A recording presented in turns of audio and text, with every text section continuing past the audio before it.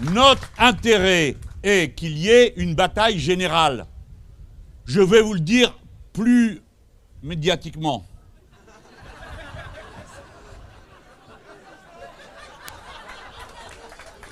C'est pas nous qui avons choisi l'affrontement. C'est lui. D'abord en refusant qu'on tranche par le vote des sujets que tout le monde comprend. On s'est tapé 5 semaines. Bien sûr, c'était grave, de la guerre d'Ukraine. Mais on avait aussi d'autres sujets à discuter. S'il avait bien voulu ouvrir ses oreilles, il nous aurait entendu lui dire, par exemple, que le cycle de l'eau était perturbé. On a commencé comme ça notre campagne. On lui a annoncé que ça finirait par des incendies. Qu'est-ce qu'il a fait? Rien du tout. Maintenant, on lui annonce que dans tout le sud-est de la France, il va tomber des trompes d'eau en septembre et en octobre. Qu'est-ce qu'il fait? Rien. On lui a dit, puisque le prix de l'énergie augmente, allez voir les Algériens. Pour une fois, on aura une discussion égale, respectueuse de la dignité des Algériens. Et c'est pas notre sujet à nous d'aller discuter de savoir pour qui on aurait voté si on était Algérien. Il y a un gouvernement et c'est avec lui qu'on traite. Et ce gouvernement, nous devions traiter quoi? Échanger du pétrole et du gaz à des prix raisonnables contre des céréales à des prix raisonnables parce qu'ils ont besoin de céréales et nous, on a besoin de pétrole. Là-dedans, personne domine personne. Mais comme il n'écoute rien et qu'il n'y comprend rien et qu'il ne sait pas mener les affaires internationales autrement qu'en donnant des ordres et en méprisant les gens, on se retrouve dans une situation absolument folle où les Algériens, ils ont tiré leur épingle du jeu, qu'ils ont vu rappiquer les Italiens et ils leur ont dit, bah, ça dépend combien vous payez. Les autres, ils payent bien, très bien, on vous donne tout. Et nous, eh ben, rien. Voilà ce qu'on doit à ce monsieur le super intelligent. Voilà l'homme que c'est. Je vous en passe et des meilleurs.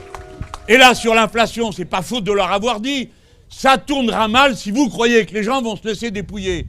C'est lui qui choisit de vous affronter. C'est lui qui décide par sa majorité relative, plus ses nouveaux amis d'extrême droite et de droite, de ne pas augmenter le SMIC comme ça se fait en Angleterre ou comme ça se fait en Allemagne, de 25 ou de 30%. Parce que c'est de ça dont on a besoin pour que les gens arrivent à avoir la tête hors de l'eau. C'est lui qui a décidé de ne pas le faire.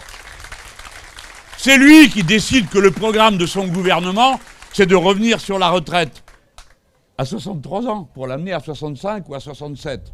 C'est lui qui décide de revenir sur le régime de l'assurance chômage, alors que déjà la moitié des gens ne touchent pas la moindre indemnité. Il a décidé de vous affronter. Et il s'amène avec son arrogance habituelle dire « l'ère de l'abondance est finie ». Mais pauvre ballot, l'abondance, il n'y en a jamais eu, ni dans la nature, vous êtes des irresponsables, ni non plus dans la relation sociale, parce que les gens, ils ne sont pas dans l'abondance. La masse du peuple français est dans la précarité, dans la pauvreté, dans la difficulté à joindre les deux bouts, même quand tu bosses, même quand tu as fait des études, même quand tu as une qualification. Tout le monde tire la langue sur cette poignée d'irresponsables.